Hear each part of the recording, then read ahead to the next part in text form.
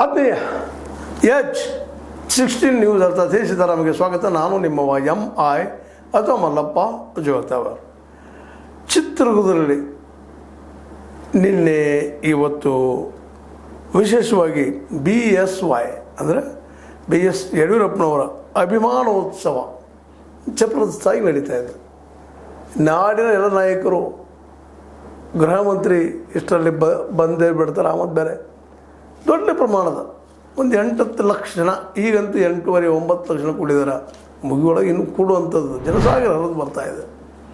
ದೊಡ್ಡ ಪ್ರಮಾಣದಲ್ಲಿ ಇಟ್ಟುಕೊಳ್ಳಿಕ್ಕೆ ಕಾರಣ ಇಷ್ಟೇ, 2028 ಇನ್ನೇನು ಬಂದೇ ಬಿಡ್ತು. ಇನ್ನೂ 28 ಅನ್ಬೋದು, ಬಟ್ ಅಷ್ಟು ಸುಲಭಲ್ಲ.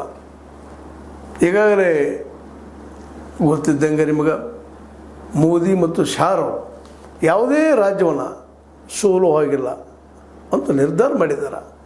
ಅದಕ್ಕಾಗಿ ಅವ್ರದ್ದೇ ಆದಂಥ ಪ್ಲ್ಯಾನ್ಗಳನ್ನು ಮಾಡಿದ್ದಾರೆ. ಹೀಗಾಗಿ ಈಗ ನಡೆದಂಥ ಎಲ್ಲ ವಿಧಾನಸಭಾ ಚುನಾವಣೆಗಳಲ್ಲಿ ಗೆಲುವೇ ಗೆಲುವು. ಅತ್ಯಂತ ಕಷ್ಟದ ವೆಸ್ಟ್ ಬೆಂಗಾಲ್, ಪಶ್ಚಿಮ ಬಂಗಾಳ ಸಹಿತ ಇವತ್ತು ಸೋಲಿಸಿ ಮಮತಾ ಅವ್ರನ್ನ ಮನೆಗೆ ಕಳಿಸಿ ಅಲ್ಲಿ ತಮ್ಮದೇ ವ್ಯಕ್ತಿ ಸುವೇಂದು ಅಧಿಕಾರಿನ CM ಮಾಡಿದ್ದಾರೆ. ತಮಗೆ ಬೇಕಾದಂಥ ಒಂದು ವ್ಯವಸ್ಥೆಯನ್ನು ಮಾಡ್ಕೊಳ್ಳಲ್ಲಿ ನಿಪುಣರಾಗಿದ್ದಾರೆ. ಅಂಥ ಒಂದು ನಿಪುಣತೆ ಹೊಂದಿರುವ ಮೋದಿ ಶಾ ಅವರು ಒಂದು ಡಿಸೈಡ್ ಮಾಡಿಬಿಟ್ಟಿದ್ರು. ಈಗ ನೀವು ನೋಡಿದ್ದೀರಿ ಸಾಕಷ್ಟು ಯಡಿಯೂರಪ್ಪನವರನ್ನು, ಅವರ ಮಗನನ್ನು ಟೀಕೆ ಮಾಡುವಲ್ಲೇ ಯಾವುದೇ ಒಂದು ಸಣ್ಣ ಒಂದು ಅವಕಾಶವನ್ನು ಬಿಟ್ಟು ಕೊಟ್ಟಿಲ್ಲ ನಮ್ಮ ಯತ್ನಾಳರವರು. ಇದು ನಿಮ್ಗೆ ಗೊತ್ತದ. ಆ ಟೀಕೆಗಾಗಿನ ಅವ್ರು BJP ಹೊರಗೂ ಬಂದರು ಅಥವಾ ಹೊರಗೆ ಹಾಕಲ್ಪಟ್ಟರು.